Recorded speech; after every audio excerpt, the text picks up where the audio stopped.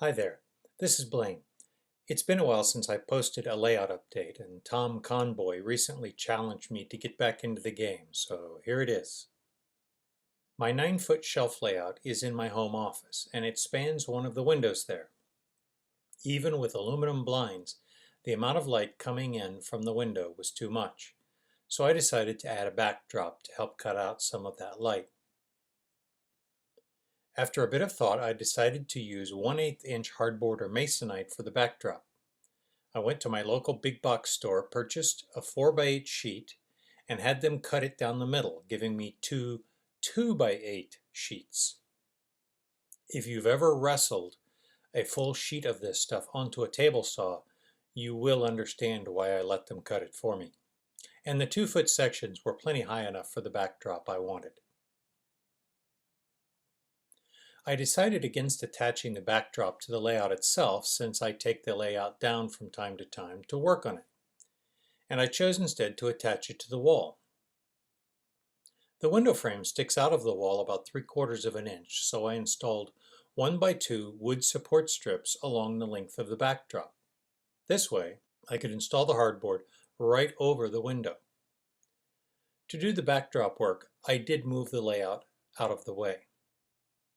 The backdrop would extend around two sides of the layout, and after I'd started putting up the wood strips, I decided to give the backdrop a rounded corner rather than a square corner. But I wanted a pretty tight corner, so it wouldn't eat up too much of the surface real estate on the layout. On the Model Railroader website, I found a brief free article discussing the use of cove molding, such as that used to finish room corners, to make tight corners in a backdrop. Using my table saw, I rabbited a couple of 1x2 strips to accommodate the widest cove molding that I could find at the big box store.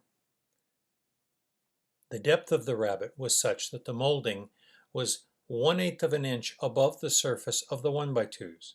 That way, when the hardboard was attached to the 1x2s, its surface would transition smoothly into that of the molding. Next, I used screws to attach the hardboard to the 1x2s. I found this to be a bit of a challenge because the hardboard, strangely enough, is soft, and of course it's thin. And it was much too easy to send the screws right through the hardboard into the wood. Once the hardboard was in place, I spackled over the joints and screw holes. After the spackle had dried, I sanded the spackled areas smooth. I found a great free video on the Model Railroad Academy website on creating backdrops with clouds on them. Following the technique described there, I first applied a couple of coats of white primer paint and let that dry.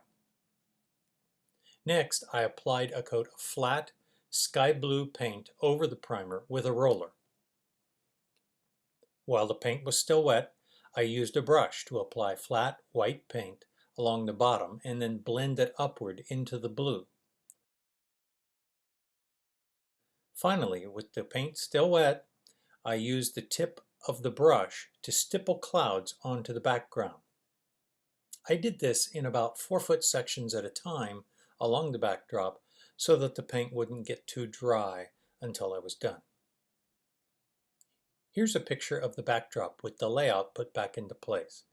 I found the technique easy and enjoyable, and I'm pretty pleased with the results.